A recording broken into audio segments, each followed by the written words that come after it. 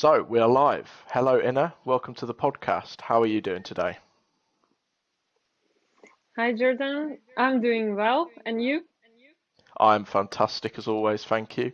Would you like to give a quick introduction to who you are, where you've come from, what you do, why you do it for everybody at home? Yeah.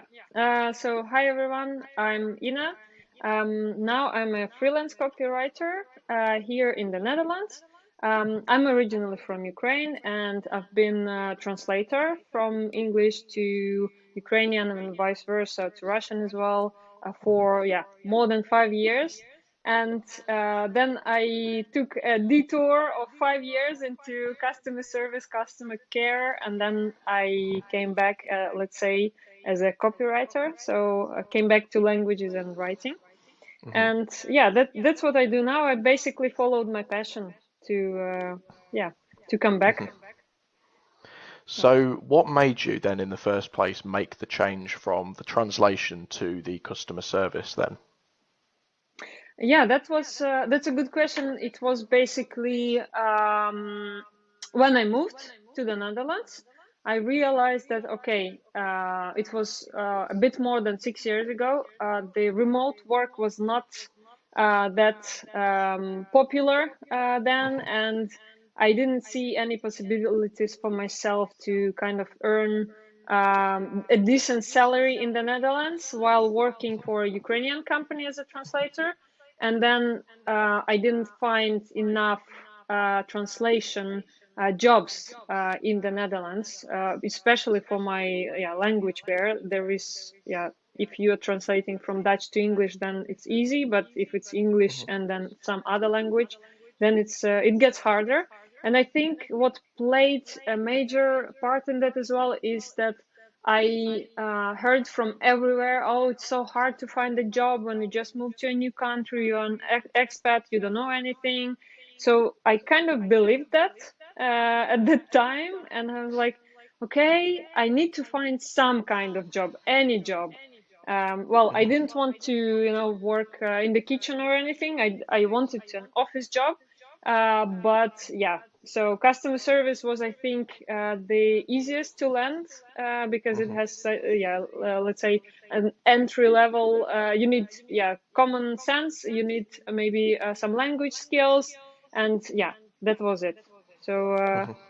that's how I ended up in customer service, in just because I didn't. I would say at that time I didn't follow through on kind of. I didn't have determination at Hmm. that time, enough determination. Hmm. Yeah. Mm. Mm. Sounds good. Okay. How did you kind of find the customer service job then? Did you enjoy it? Did you hate it? Is that what kind of sparked that change? Um, what has worked well for me, and it's still working really well for me, is networking. When I just came to the country, I started going out, meeting people, like going to workshops, networking events, and just kind of talking to people, saying like, "Oh, I'm looking for a job. Do you know anything?" And then basically, a friend of mine she said, "Oh, I know someone who works at an employment agency, and these agencies are really popular here in the Netherlands." So I just went to an interview there, and then they found me a position with the company. I had an interview there, so it was kind of. Um, I had one, let's say, I had one interview at the agency, one interview at the company, and I started working there. So I didn't have too many interviews. I didn't have too many contacts. It was just like, okay, yeah, I was Mhm. lucky to meet the right people. And the first time and the second time, the both office jobs that I had in the Netherlands are due to knowing someone who could recommend me for that position. Yeah, Hmm. Okay, yeah. So cool. it's Yeah, definitely. It's definitely who you know, not what you know for sure. yeah, that's true. So you've obviously, as you kind of said, you've now moved into more of the copywriting, kind of freelance copywriting, and obviously before that you were a translator. And I know that you've worked with clients from multiple areas all over the world. So kind of to give you a few examples, obviously you've had Russian clients, Dutch clients, and then obviously English speaking clients. So my first Mm-hmm. question is, how does the copy that you write, the closing process in terms of closing them as a client, and just generally working with them from different backgrounds, different kind of cultures, how do they kind of differ? Mm-hmm. I don't want to generalize too much, let's say, because it also differs per person. Hmm. But for example, when it comes to Dutch people and also expats here in the Netherlands, I worked also a lot with expats here. They are much more direct in what they want, in how they communicate their, everything. Let's say their wishes, maybe if they don't feel something is right. So basically, when I'm also passionate and passionately explaining or commenting on some edits in the copy, they are not getting offended, or like they understand it, and it's basically, yeah, it's normal for them, that I'm also direct in what I'm saying, right? And I know also, some American clients who yeah, are the same. They say, yeah, I like working with Eastern people, Eastern Europe people, because you don't feel like I'm pushing you or anything, so it's basically, it both works both ways. But also another thing, and as another aspect, I would say, is that, for example, people from Eastern Europe, and I'm talking about Russia, Ukraine, so Russian-speaking market, when it comes to work-life balance, it gets tougher there, because people often make work their life.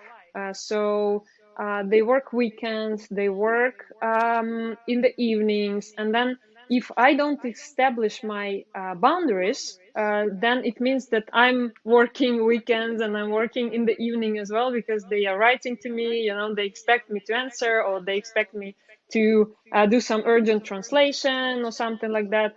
So basically, when it comes to that aspect, I like working with European clients more, in because they don't, by default, they don't expect me to work in the weekend or in the, in the evening.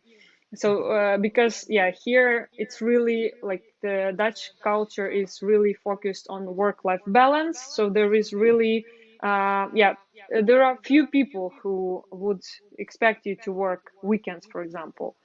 Yeah, so it has its upsides and downsides. But on the other hand, for example, I know, Eastern European culture more, so then it's of course easier for me to understand and even, communicate. We can speak English, or we can speak Russian, or we can speak Ukrainian. So yeah, it has its upsides and downsides.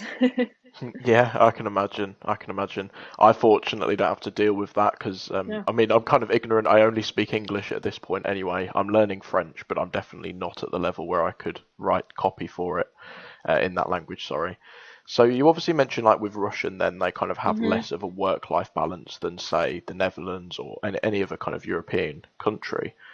How do you kind of respectfully set those Hmm. boundaries to make sure that a Russian client or a Russian speaking client isn't eating up all of your time trying to get work in on weekends or the evenings when you don't want to be working? Um, yeah, so what I've had, I would say it also really depends on you personally, because when you know that you are not working weekends, then you just tell your client that. And Okay. they are actually really respectful of that. I mean, of course, sometimes they write to me in the weekend, but if I don't respond, there is, yeah, nothing happens in terms of, yeah, they don't get angry or anything. They are fine with that, because I told them upfront that, okay, I'm not working weekends, so yeah, Hmm. don't expect me to answer. But on my side, I have to fight, the instinct to quickly respond the message, to quickly check what they wrote in the email. But yeah, I think it really depends on you and how you can establish your boundaries, first of all.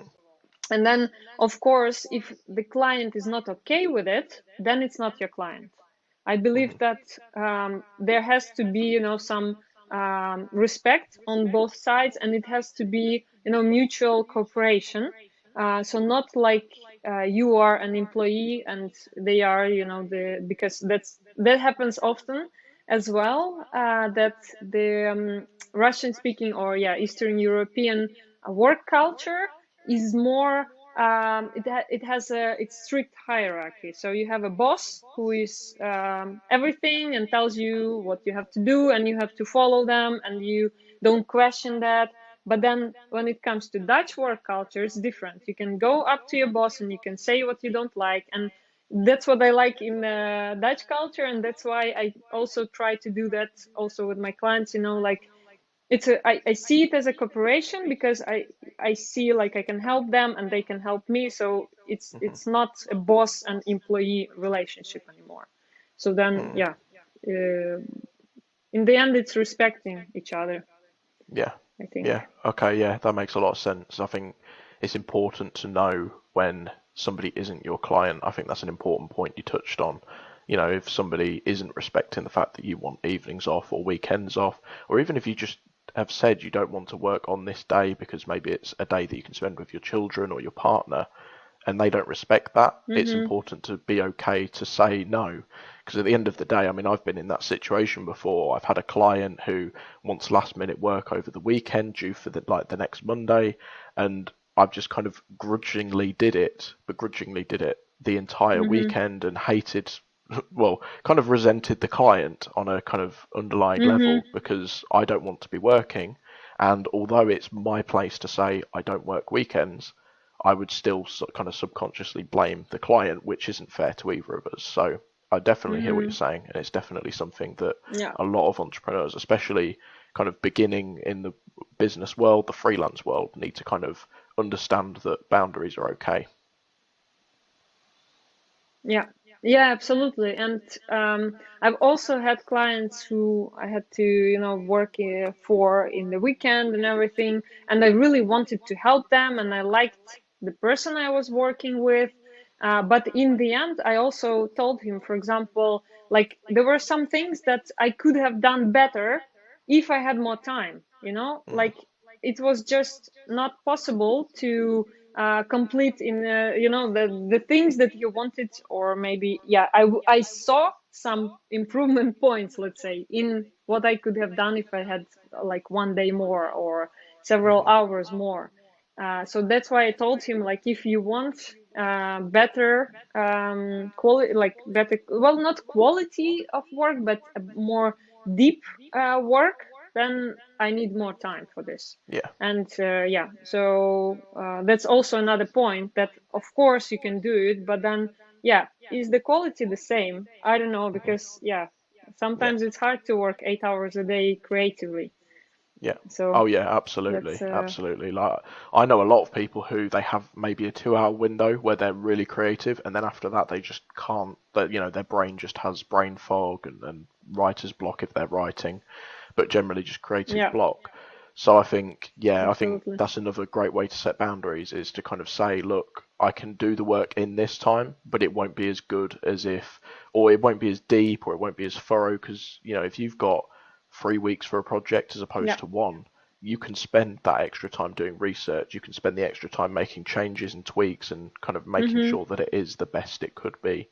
So, yeah, definitely, good point. Yeah. Did you have anything more you wanted to add Yeah. on setting boundaries or working with clients from multiple different kind of backgrounds?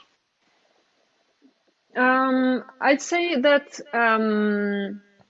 I think that in the end, when you know who your client is, it's and you do what you need to do to attract those clients, then it doesn't matter which country they are from, like background, anything, because they are your people, and then you understand each other, and there is this magic happening. So in the end, that's what I'm striving for, having my people come to me.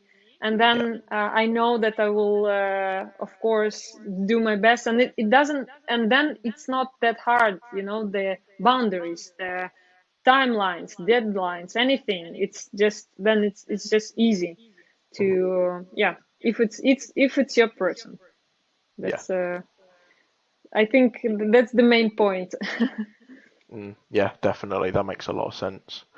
Okay, cool. So another thing I wanted to talk about then, you are absolutely Hmm. fantastic with Instagram stories, and you have been at least since you've been kind of back into the freelance copywriting world. So my first question is, what is one big thing that you see that people are doing wrong with Instagram stories today? Hmm. um I think the biggest thing is not knowing why you post those stories. It's like Hmm. there is no purpose behind the story. So it's like posting for posting, not posting for something, to achieve something. I think, and well, I know that there has to be a strategy behind the story, because Instagram stories are a great way to connect with your audience, to get them to trust you, to ultimately sell your product to them. So then, when you are posting something like, I don't know, breakfast or whatever, then it doesn't bring any value to your actual goal. So then it end up, you can end up, I don't know, distracting people and actually discouraging people from watching your stories. So I think the most important is indeed to have a goal for your story every time you do Hmm. it. Okay, Yeah. yeah, that makes sense. Make sure you know why you're posting. Okay, so how do you Yeah. find a balance then between posting something personal and basically making Mm-hmm. sure that it has a purpose? Because for example, I could post that I'm having this for breakfast today, and you could argue that's not relevant to my goal, which objectively speaking it isn't, but that could be me sharing the personal side of what I do. So how do you kind of find that balance Mm-hmm. and make sure that you're still Yeah. sharing personal content, but it's still relevant? Yeah, so that's a really complex but interesting question as well. I'd say that, for example, if you are a fitness blogger, or you are, I don't know, nutritionist or someone like that, and you are Hmm. posting your breakfast, then obviously this is connected. Even though it's personal, it's still connected to the concept of your blog, so what you are about. But when yeah, and also it shows you, like, as a person who kind of follows their principles. But when you are not mentioning that you are really keen on healthy diet, that you are, a vegan, that you are whatever, that when you're not showing anything else related to healthy food or healthy lifestyle, and then you're just posting one breakfast, it's just like, yeah, and but when you are saying I am vegan, so I don't know, for example, you are a copywriter for vegans, or for holistic life coaches or whatever, and then you are saying, yeah, I'm also supporting that lifestyle. I'm also, yeah, doing yoga. I'm also some recycling or whatever. Then it kind of supports your mail, like the topic of your blog. It supports you as a person. It kind of supports your personal brand. So it's like thinking, okay, who am I? What will prove that to my audience? So what are their tools, or what can I show that will support what I'm saying? So yeah, myself, my personal brand, and then showing those small things that will support your personal brand. So basically, that, I hope I explained it clearly. Hmm. I hope you get what I mean. So if it's out of the blue, not related to your personal brand, nothing that's yeah, so just, yeah, random fact, then it doesn't bring any value. But when it's the core of your personal brand, then of course your breakfast can be a part of your stories, of everyday Hmm. stories, or yoga, Okay. or anything. Yeah, that makes sense. It's almost like if you look at a Yeah, story, yeah. and your customer could then be like, well, why? Like that doesn't really make sense. Like it seems like it's out of nowhere. Then it's kind of not something to post. But if as long as it fits with Mhm. what you post normally and Yeah. the brand you're building. So, for example, if we take me, it doesn't make sense necessarily for me to post a picture of what I've had for breakfast because I'm not a vegan, I'm not vegetarian, I'm not kind of specific to these niches either. Whereas it could make sense for me to post a Yeah. picture of, I don't know, me in the back of a limo for whatever reason, because I obviously work with luxury brands, so that does fit and it kind of relates. Yeah, something like that. Indeed, Okay. indeed. So, but also what's important as well is to have, that's another thing that I see a lot on stories. There, they are often a collection of random things or random facts, let's say. So, okay, yeah, today, I don't know, I'm getting a cat, then I'm writing for my client, then, I don't know, I'm having dinner with my husband. But what I like to see, what I like to do as well, is to kind of connect several things that are happening in your day or in your life with one thread, let's say. So it's not like you are just at the back of your limo, but you're telling a whole story how you got into that limo, like you are saying, Okay. oh, I have this amazing client who is, I don't know, renting out limos, for example. And today I had a talk with them, or I had, I had a meeting with them, and they suggested, yeah, why don't you drive the limo? Because then you will experience our product more, and then you can write better, right? And then it's a good story how you got into that limo. And that's something that is interesting to see for people. So basically, it's like your stories can be a series that people follow. There is every day there is another episode of a series of your life. But Yeah. then, of course, it has to have a goal. So it has to be related to your personal brand and kind of building your authority as an expert. So Mm. that's all. Yeah. And then, of course, people are like, oh, so from that story of a limo, they see, okay, he has clients. And that's good. He has a luxury brand. So I am a luxury brand. So probably he's good at working with luxury brands. So I can go to him, Yeah. and then maybe if they are interested in driving a limo, they could just go to that company. So it's like three things you achieve with Three in one one. Yeah. series of stories, right? Hmm. So Okay. yeah, Yeah, that makes a lot of sense I can because. talk about Go on, Insta sorry. stories forever. Well, that's good. I mean, like I said, I kind of see you Yeah, as yeah, the go ahead. expert in Instagram stories. You definitely know what you're doing. You definitely know, like, even more than me and most social media influencers that I've kind of met. So you almost need to think of it then as, because like with me, I have a really bad tendency of just stating facts, like you kind of said not to do, and just kind of, throwing something that happened out there without any real purpose or any story behind it. So you do need to literally treat your Instagram stories Yeah. as stories, tell it from point A to point B to point C, how you've kind of progressed, and then relate it back to your brand. Yes, exactly. And also, what's important is narrating about your feelings. So, like, how to make your audience react. It's first expressing your own feelings, your own opinion, and then, of course, they will be willing to share theirs. Hmm. Because it's hard for also for people if they don't know you that well and they don't know what kind of person you are, then yeah, they won't start reacting out of the blue. But when you make the first step and then tell them also, so telling the whole story and then also sharing your feelings, then it gets you closer to them. Yeah, it's definitely much easier to connect with somebody on an emotional level than it is to connect with them logically. Like for example, using the limo example, I say I'm in a limo. Not many people are really going to care.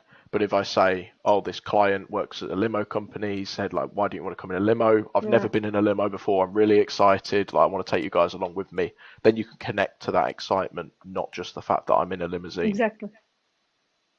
Okay, cool. Yeah. So Yeah. then Exactly. to kind of get into the Absolutely. specific types of content then that you can use on stories, what are some of the best types of content that you should be posting to Instagram stories to use them to the fullest of their ability? Of course, testimonials work really well to support, your credibility. Then behind the scenes, because people are always interested in how you're working, and yeah, just basically your surroundings, your the look out of your window. I don't know, whatever. And then your values. That's something that you can also convey in Insta stories. That's also really important for a client. For example, you can show on stories how responsible you are, how detail oriented you are, like how much you care that it's the best quality, like the job that you are doing of the best, the work you are doing is of the best quality. You can also express some things like, yeah, your opinion about generally, like world view. You can also connect to people on that. So if you know that your target audience shares the same values, then you can show them in order to attract your audience, in order to get them to trust you. And so that's all you can do on stories. So yeah, sharing your values, sharing your testimonials and results, because that's how you show that you are an expert. And of course, showing behind the scenes, that's just because it's curious for people to watch, just because it's yeah, everyone wants to see the details of other people's lives and hear something, yeah, something secret, some secrets, or that Yeah, kind of stuff. yeah, that makes a lot of sense. I know that behind the scenes content especially works really, really well because it is just raw, unedited, and not gone. It's not gone through any filters, which kind of people really like nowadays. So one other thing I wanted to ask you about then regarding Instagram stories is I have seen some very, very visually stunning Instagram stories, and I've also seen some Instagram stories that look like they were thrown together in a few seconds. Maybe it's a black background with just some white text and then some Yeah. scribbles on it. So my question now Mm-hmm. is, do you want to share any of the design secrets for Instagram stories for how you can make and level Mm-hmm. up your Instagram stories visually? Um, I'd say I have another opinion on that. I'd say that design is secondary, Okay. because it depends on your audience. You can actually teach your audience, or yeah, like they can get used to what you are doing as long as you are producing interesting content. So design, of course, it's important when, for example, you don't add, I don't know, 10 lines of text on it. When it's just digestible, then it's fine. But I think that in the long run, if you are posting every day, if you are posting stories every day, it drains your energy. It drains your energy a lot. So if you are spending too much time on the design, then it means that you are not spending time working with your clients, thinking about the value you can give to your audience through your stories. So what I do is I just spend as little time as possible on the design, but making sure that there is some connection between the stories, that there is some, yeah, some value or something just curious to my audience to see. So, or, well, of course, building my own personal brand.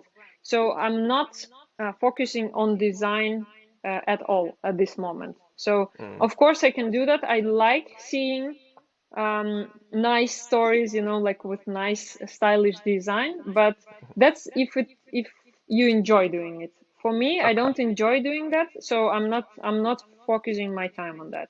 So I would say there are lots of Canva tutorials, even Canva templates, if you want to go into design. That's really easy. Okay. That's not. But yeah, I'm kind of trying to go beneath the surface, beneath the design, but go deeper into the actual value. Yeah, yeah. Focusing on the value, focusing on the substance rather than just making it look pretty. Yeah, Yeah, exactly. okay. That makes Yeah. a lot of sense, definitely. Okay, cool. Thank you for your insight then.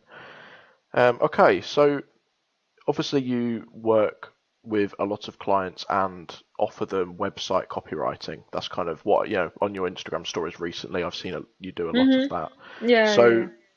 based on the based on your website copywriting experience, what are three things that every single website needs to have on it to maximize conversion rates and even just traffic to the website? Mm-hmm. Well, I would say that first of all, it's I really believe in testimonials, but Hmm. not just any testimonials, but the testimonials that speak to the pain points of the audience. So Hmm. what I like to do is actually Googling or asking if the client has some, uh, getting the testimonials and then taking the words out of the testimonials and putting them back into the copy. So then when a person reads the website copy, they're like, wow, it's about me, it's my struggles. Um, and that works the best, like in the best possible way. um, that's the first thing. So testimonials, and then kind of weave them into the website copy. Yeah. Then CTAs, because without them, people don't know what to do. Basically, people like to be told what to do, and they like clarity. So I'm always thinking, okay, is this clear for them? Like what to do, So then they need to be brought to the action logically. So there is yeah kind of a structure behind each call to action that I add to the website copy. And call to action is basically like your sales pitch, but on a website. So I would say that calls to action, they have to be logical, and there have to be a lot of them Hmm. on the copy. Hmm. And another thing, um, I would say to make it authentic. I don't know if it's a thing that you can put on the website, but I would just let's say a voice. It has to have a voice. It has to have a person behind it. So if it's a personal brand, you should be able to hear that person. If it's a brand or like a business, even still they should have some kind of voice, authentic voice that you should hear. So it shouldn't be impersonal. That's Hmm. I would say that that's also important. Hmm. um, because if you speak to everyone, you speak to no one, right? Yeah, So absolutely. Absolutely. You need to know who your target customer is and really hone in on their pain points and what's holding them back and yeah. what their ultimate dreams might be. Absolutely. So going back to your first point then, obviously about testimonials, do you have a particular Mm-hmm. format in terms of asking for a testimonial that you follow in order to make sure that the testimonials you get answer all the questions you need answers to? Yeah, short answer. I do have a set of questions that I send to my clients, and the most important out of them is how did you feel before and how do you feel after? Because that's what people get. Like for example, I hated my website copy before I worked with Inna, and Yeah. now I love it, And then it's like, wow, amazing. It means that she is doing a great job. So I do have a list of questions, and I'm changing them from time to time, to fine tune them. But the core of it is how did you feel before, how did you feel Yeah. after, and maybe, you know, like what kind of problems did you solve with this Yeah. service or this kind of copy, something like that. Yeah. Yeah, absolutely. I think the before and after model of a testimonial is one of the most successful models that exist because, like we've seen it with fitness, gyms, fitness companies, personal trainers, they have a picture of somebody Mm-hmm. before training with them, after training with them. It's as simple as that. You can see the problems they were having. You can Yeah. then see or read, obviously, the problems they were having and then where they are now, the successes they've had. So yeah, that's definitely a great way to go about it. Yeah. One other question that I personally like to have is what were you apprehensive about before working with me? Because then it kind of helps dispel Mm-hmm. any kind of what's the word? Any kind of objections that a potential customer may have before working with you, because they can see like, well, they have the exact same objection as me. Maybe it's the price, maybe it's the quality, maybe they just don't know you. And Mm. if they've then come around on that and then made the decision that actually that objection has been sort of solved or kind of disproven, then somebody else is kind of Mm-hmm. more likely to think the same, which is kind of a good way to go about it. Yeah. Kind of moving on to your second part Mm-hmm. then, which was about call to actions. You briefly said that you should have a lot of call to actions, which I definitely agree with. But can you have Mm-hmm. too many call to actions? Because I've seen some websites where in the hero section or the very first page at the top of the website, they have 4 or 5 buttons, all of them leading to different places. And then Oh, it just makes me sit there and think, well, where do you want me to go? What do I need to look at next? And it makes no sense to me. So can you have too many? And yeah. how do you know you have too many? Definitely you can have too many, and as when it comes to website copy, I also believe that it doesn't work without a good design as well, because you have to have someone who is saying, oh, it's too much text, no one is going to read it. And sometimes I'm having trouble saying that to my clients because they like, you know, including too many details or something like that. But then a designer is also someone who can say, yeah, it's too much text, or we should add, you know, one call to action here. So it's kind of a combination of website copy and a good design that actually gives, this that brings you success. So you cannot have really good design and then really bad copy, and vice versa. The really bad design can spoil can ruin the whole website copy, that you created. So I think that also it's like being a gatekeeper. So and the designer and the copywriter can be a gatekeeper, saying like, this is too much or too many Yeah. calls to action. And indeed you can have too many of them, but I kind of I do a lot of research, and I see, you know, the results of other really good copywriters and really good designers. So I know, okay, how many calls to actions are common. And yeah, that's what I try to advise to my clients as well, like, so that we don't have too many and that they are clear, which is also important. Yeah, Yeah. absolutely. I think it's definitely important to make sure that the design and like the copy just kind of work together because yeah, bad design means Yeah. that your customer, your audience may not even read the copy that you've written, and Yeah. having poor good design but poor copy, maybe they'll get to see all the copy, but obviously they're not going to be enticed to buy from you. So it's kind of they need to both be on Mm-hmm. point. So the way I like to think about it with Yeah. my CTAs on my website is start off with one. So it's almost like a pyramid. So you start off with one to take them to the next logical step. And Mm-hmm. the further you go through the website, you can have more Mm-hmm. options. So to kind of give a specific example of what I've done with my website, you have the hero section and then you have one button and it says what we do. So services, Mm-hmm. and then it expands into the services and then Yeah. you can have multiple options for each individual service.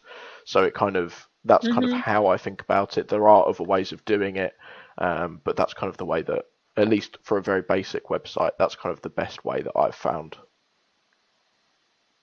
Yeah. So starting with an end in mind. So Yeah, like you're starting, okay, where do I need my client to go yeah, when, when they are at the website? What do I want them to do when they are there? So, okay, if I want them to read about me, it means that, yeah, this is what I need to write. yeah, Or yeah, if I want them, to click on my services, then this is what I need to write, or this is the button that I need to use. Yeah. yeah, So yeah. something like that. Absolutely. Have them on that customer journey or that funnel that it's sometimes called. Start off, Mm-hmm. here's the company, here's who we are. Then it's what do we do? The services interest me. Do I like the company? Then it's the about us section. And for my business, for example, as a service-based business, every call to action at the end of my funnel all points towards booking a call with me or sending me an email. Mm-hmm. For a product-based business, this could obviously mean buying the product from the website, or it could mean booking in a consultation call Yeah. again. So that's kind of you just need to know where are you taking the Mm-hmm. customer and where are they at a given point in the journey. What questions do Yeah. they need answering before they then move on? Mm-hmm. Yeah. Yeah. Exactly. Exactly. Okay, cool. So based on your recent stories on Instagram and also your website, you have a lot of clients coming in, even now, even during lockdown, while many entrepreneurs in your position, in the exact same position, are struggling to find clients. So, my question is, what are you doing to find so many clients? Like, what is your lead gen strategy that's clearly working so well? I would say that I'm always thinking I'm not doing enough. And to be honest, yeah, that's I think the struggle of every entrepreneur, even yeah, especially if you're just starting. But so far, what has worked really well for me is basically telling about what I do, showing how I do it, presenting results, and then yeah, just on Instagram and Facebook. And then what I'm getting not only new people that come from my Instagram or Facebook, but also people who knew me from my translator's time. They see that I'm now a copywriter and they refer me if they see some kind of a position or some job to do. So it's, I would say, networking again. I'm like, yeah, all for networking. And also just being yourself on social media, just posting regularly, providing value, and then yeah, that's how it works for me. So basically having a system behind, um, and what's most important also is optimism. So kind of believing that it will happen. Yeah. So keeping yourself in a good mood and kind of um, in resource to create and to give value and to help people. Yeah, I think that's another. So mindset is crucial as well in everything what that you do. So Yeah. enjoying what you do. So yeah, that's I think also important because yeah, when people see me enjoying what I'm doing, then it means that yeah, I'm doing a better job, and then they are like more likely to come to me. And um, yeah, since I work mostly with personal brands, that's what works for them. So for my clients, they want to work with someone who is happy about what they are doing and who is yeah, creative, and who they see as well, who they trust. So it's all coming down to again showing yourself what you're thinking, and yeah, how you That makes are. sense. So, which social media platform is working most for you right now, purely in terms of how many clients you're getting from it? So far it's been Instagram and Facebook. So I was just reposting, resharing to Facebook what I was posting on Instagram. But I'm really optimistic about LinkedIn as well, because it's one of the platforms where you can still get organic reach. So on Instagram, it's getting tougher and tougher. You have to invest really a lot of time or money into the ads. But then on LinkedIn, it's still possible to kind of get some organic traction. So I'm actually planning to post more on LinkedIn. Hmm. And then, yeah, I have also two accounts on Instagram. So it's Yeah. like for my copywriting, it's been Instagram and Facebook. And then my Russian speaking Instagram actually has been more about social media management and kind of coaching on Instagram stories. So even though I'm not actively promoting my services right now, there are still people who come to me and they are asking me about how I can help them. And yeah, like I'm now starting with a client on Insta Stories coaching actually. Hmm. So That's yeah, really good. Yeah. it's yeah, I think it's also which platform your clients are on. That's how it works, Hmm. right? So if your clients are on LinkedIn, then it's better to post on LinkedIn than on Instagram, for example. Yeah, So absolutely, absolutely. You need to make sure that your clients are actually there because at the end of the day, if you're on a platform like, let's say it's me, if I'm on a platform like TikTok, there really aren't that many luxury brands on TikTok right now. So my mm, customers just aren't there. It doesn't make sense for me to be on there. At least not with the intention to secure clients. Maybe for the organic mm-hmm, growth and reach that you can kind of see on the platform, but not for mm-hmm, clients. So yeah, yeah, definitely you need to know where your customers are to actually know where to put your energy. mm-hmm, Do you yeah. kind of do you like what sorry, what is your process then for converting an audience member on a social media platform to a client? Do you try and get them on a call like we're doing now, or do you kind of keep it to DMs or emails? Yeah, what do you prefer? It depends on the service. So most of the time it's, yeah, I would say it's most of the time a call. So I have discovery calls with clients because if it's website copy, for example, we need to feel each other before we start working together to see, okay, yeah, is this communication going well? Do we understand what we mean and are we on the same page? So yeah, I really like if it's such, yeah, like website copy, it's a bit like a longer project. So I like to have a call with person and then yeah, just see how it goes. And even sometimes we even meet offline if it's here in the Netherlands, in Eindhoven, for example, where I live.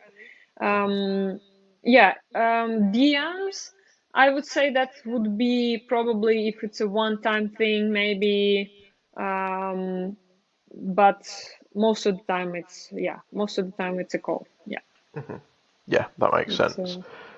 So regarding obviously discovery calls, sales calls, whatever you want to call them, how did you get over that initial fear and anxiety mm, surrounding going on a call like that? If you had hmm, any, that is, because I know when I first started, I was super nervous for the first few months actually of having these calls, and it's just kind of for me, it's just kind of mm-hmm. through trial error, just kind of getting used to it. So how did you kind of overcome that initial fear?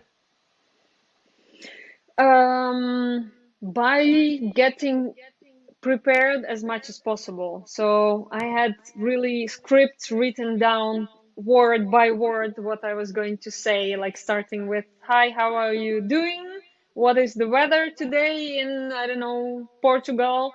And then ending with, yeah, goodbye and something like that. So I really had everything written down step by step and like every question, every possible, I don't know, objection, whatever. I had everything written down in several languages because I had discovery calls in Russian, Ukrainian, English, once in Dutch even.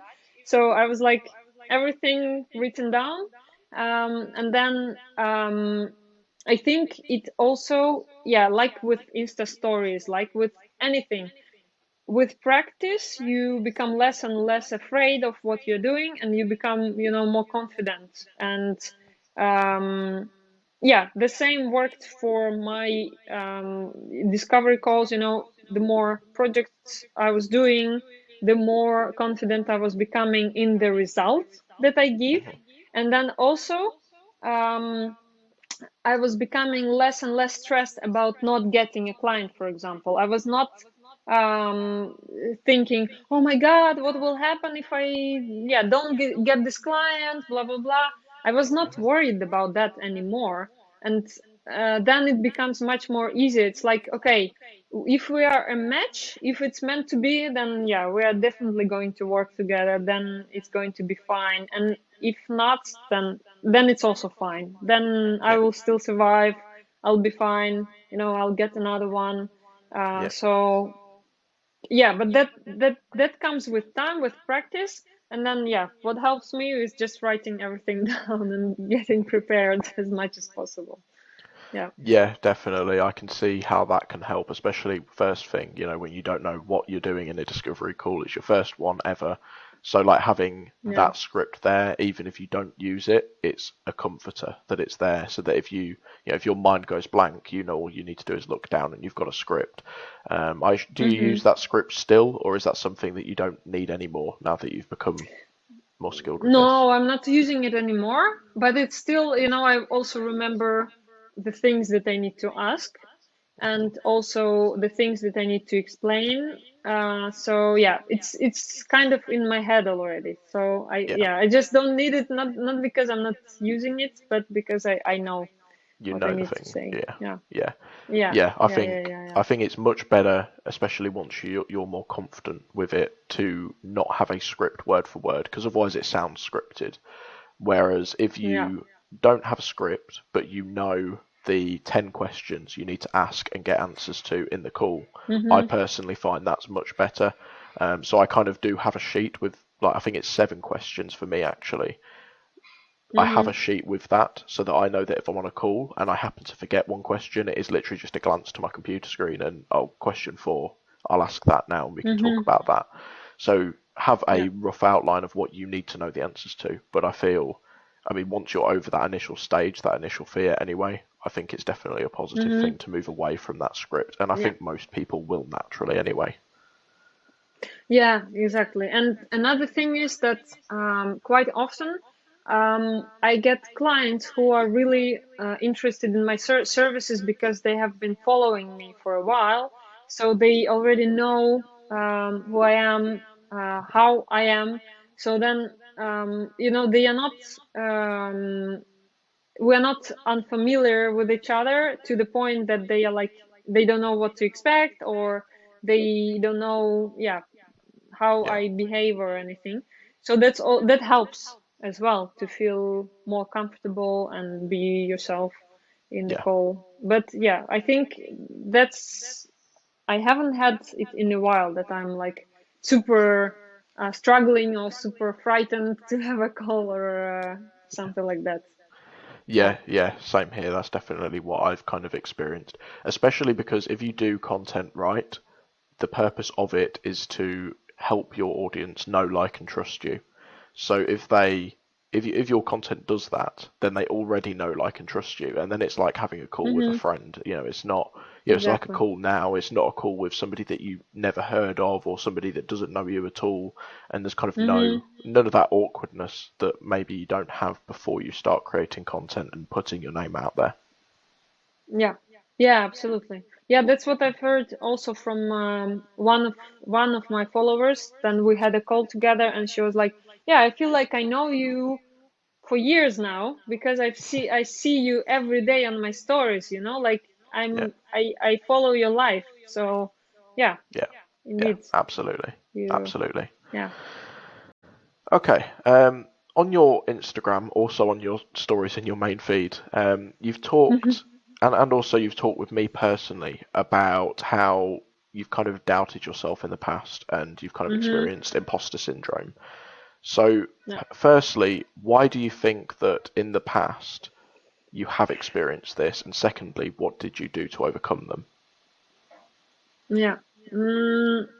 So I think the major factor was that I was on social media a lot and I was following my colleagues, competitors, let's say, and I was watching them constantly. Yeah. And then you're like sitting there and thinking, oh my God, they're so successful, I'm a loser, but what you see is actually a tip of an iceberg. You don't see the hard work behind it. You don't see how much effort they put into it. You just see, everyone being successful. So since then, I've also read a lot about, social media and its influence on us. And yeah, one of the books that I can highly recommend to you is Anders Hansen. He's, I think, it's Swedish author, and the book is called Insta Brain. So it's basically talking about how social media leads us to stress and depression.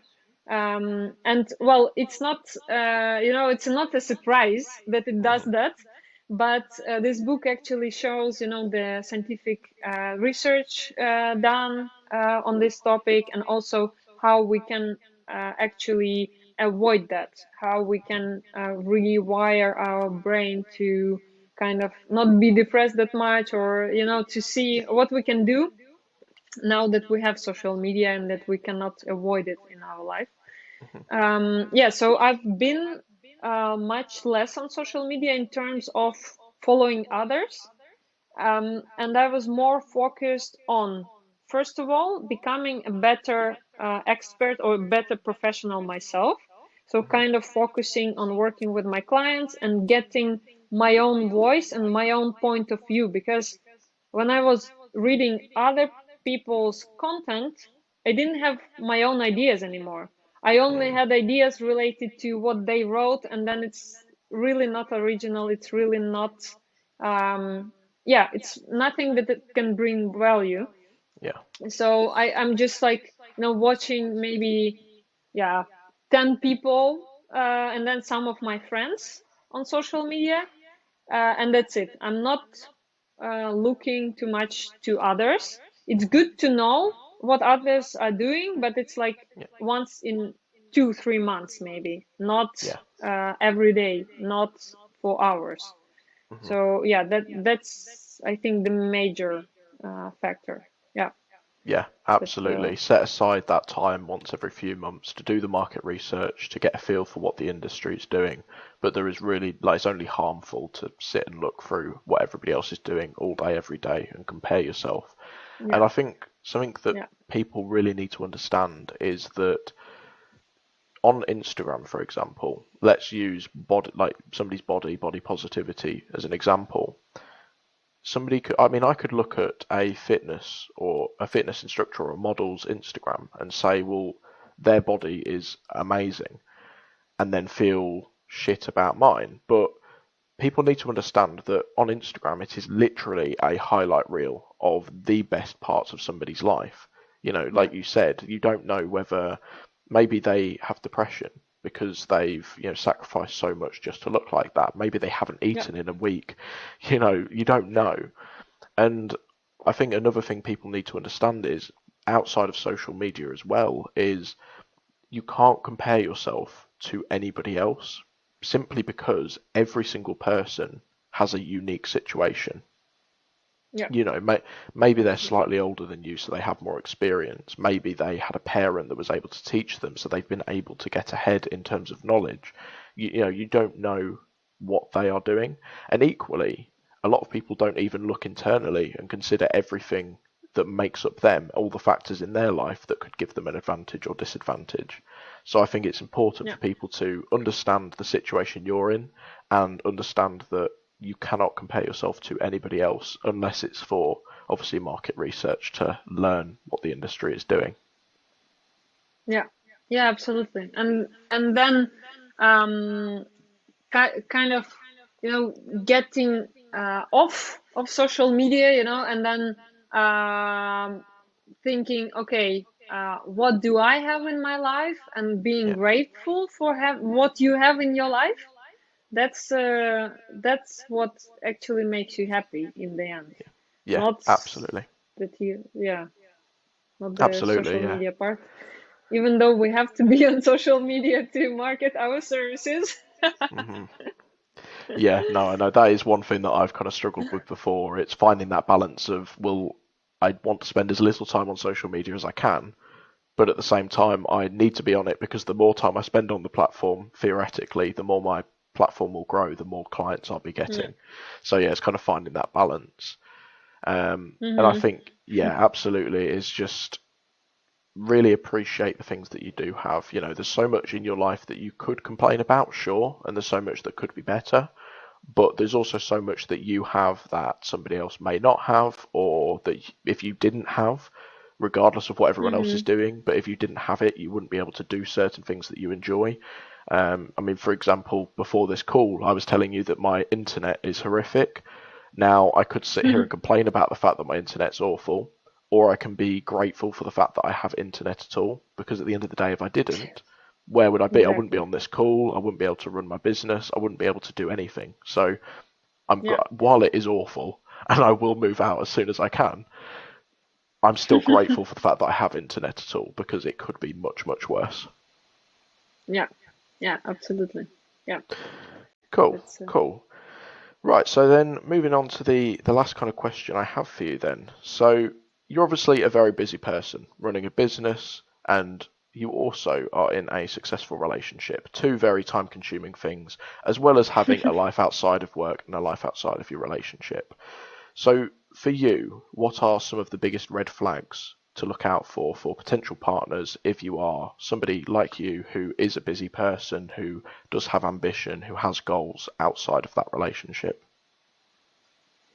I think it's the same kind of red flags that you should look out for in any kind of relationship. It's, if you want to have a successful relationship, it should be an adult relationship. It shouldn't be relationship based on codependency, on like like two people behaving as children and kind of demanding attention from each other and being jealous of the other person's success. So if it's an adult relationship, then it will work, and like you will be supporting each other in your ambition and kind of making things work. So if it's anything else, then it's, yeah, then it doesn't matter if you have ambition or if you don't. There is always going to be a reason why to be jealous, why to be angry, why like to complain. So I think it's not really different. But yeah, I should say I've been lucky, to have someone to support me, and also while I was working two jobs to take over, some household things, the cooking, the cleaning, while I was still also studying for the copywriter, and then yeah, so then of course it was much more busy. Now I spend, let's say, much less time working than I did before. So I would say it came to a balance now. So I tend to still want to work in the evening sometime, and so after dinner basically. But weekend is off limits. That's something that, yeah, I'm not working on weekends, and I know that it's better for me in the long term as well. Yeah. So yeah, it's, again, I've read so many productivity and kind of self-improvement books in the recent months that all of them say the same, like finding a balance and kind of scheduling what you need to have in your life. So scheduling the fun time as well, Hmm. scheduling the Netflix time, scheduling the hobbies, and then it will be fine. Then Yeah. yeah, and also still keeping in mind that work is not your life. That Hmm. your life is not only work. Yeah, yeah, absolutely. You need to, like, the reason most people work is so that they have the freedom in terms of money to be able to Yeah, do the things they really, really enjoy doing. You know, even if you really enjoy your work, you would potentially still enjoy, I don't know, going on holiday every month. You would potentially enjoy that yeah, more. So it's important to remember that the end goal isn't to work for the sake of working. It is, like you yeah, said, to work to have the freedom to be able to do whatever it is you want, regardless of whether that makes money or not.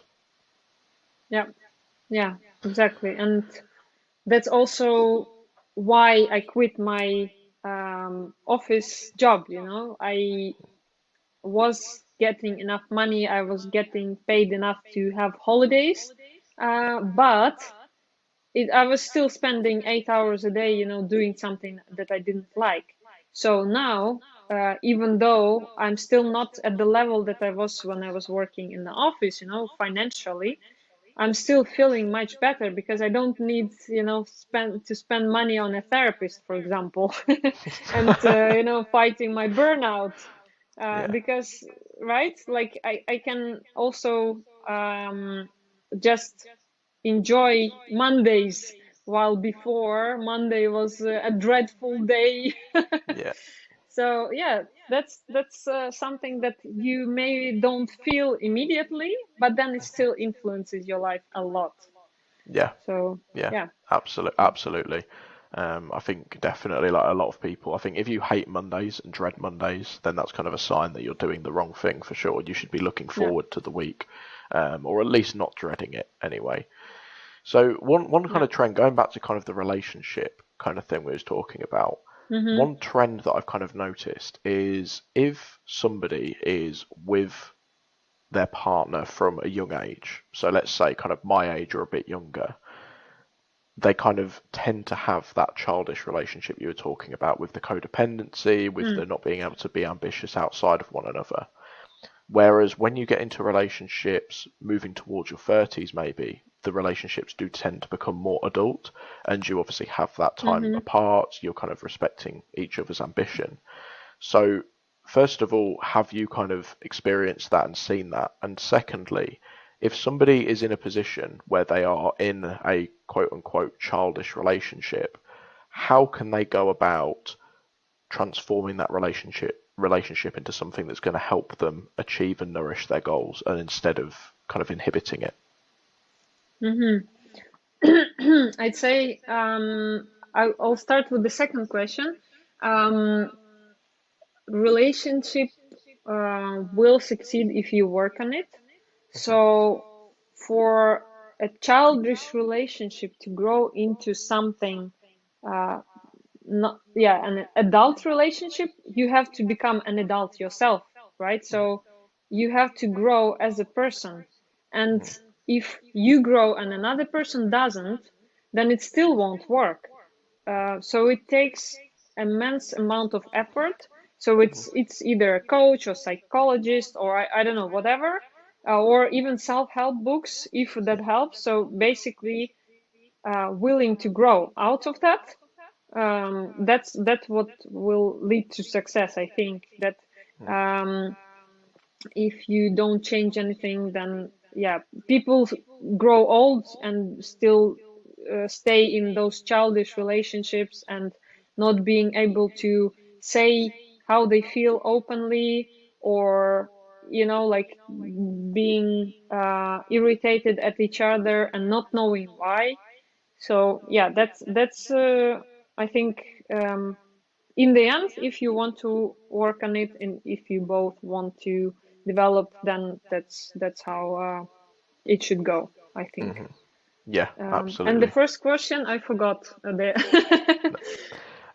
So have you kind of noticed as well the trend where the younger you are, you ah kind of get into these these childish relationships, and then if you kind of don't leave, then they're kind of stuck in that way. Whereas as you get older, they do tend to become more adult, more developed. yeah, I think that actually that's another thing. Often when we are at our 30s, or like kind of the older we get, the more experience we get as well. So the first relationship might have been childish, but then you learn something from it, then you go to another relationship and then you're like, oh, I've done that, I don't like that, so I'm not going to do it the same way now. I want to try a different way with this person, and Yep. then it might work, you know, like then you develop as well from that previous relationship. So I think yeah, it gets tougher if, for example, someone has not had a relationship before 30, and then it's like you have first relationship while you are expected already, at 35, society wants you to get married and have children, so especially in Ukraine or Russia or something, 25, you have to have children already. So then it's kind of hard if the society puts that pressure on you and you are still, in your first stage of relationship and you don't know how to do it. Yeah, So that's, absolutely. yeah. Absolutely. You definitely touched on an important point there. Like I think everybody's had bad and good relationships, and I think the key is, like, I personally don't regret any of my past relationships, even if some of them were bad or even if they're awful. It's important to take away lessons from them, and at the very Yeah. least, you can learn to understand what it is you don't want from a relationship. Maybe in a past relationship, you've had to hide how you feel, or you can't be direct with them, otherwise they get upset. Well, then if that's not something you like, then like you said, in a future relationship, well, I need to date somebody who likes the directness and is direct with me. So it's kind of Mm-hmm. understanding that and using that to fuel the success of your future relationships for sure. Yeah. Yeah, I would say it's like anything in life. It's you either succeed or you learn a lesson, Yeah. valuable lesson from it. So basically, yeah, looking at everything that happens to you as Hmm. a way to learn, that's, I think, the best approach. Then you are going to grow every time and yeah, become a better version of yourself Yeah, from, yeah. absolutely. Absolutely agree with that. That's definitely I would say I don't want to say it's the right way, but that's kind of the best way that I've seen to look at life and look at any potential Mm-hmm. regrets or mistakes you might have made for sure. Okay, one last Yeah. thing I kind of wanted to touch on then is you obviously talked about relationships requiring a lot of effort, a lot of energy put into them to make them work in some cases anyway.